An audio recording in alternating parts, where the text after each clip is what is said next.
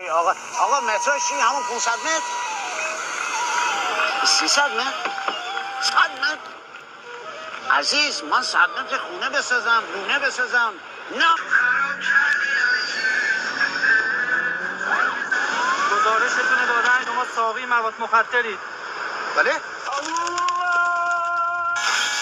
حیف که وجدانم نمیذاره. عجب چیز حقی. میتونم ببینمش؟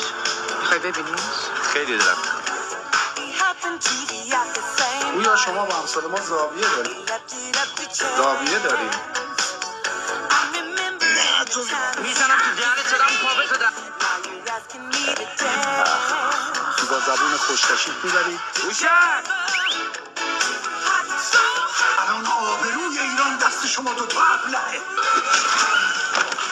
ما آبروی ایران رو رفته نه حسن دست ما ندیم.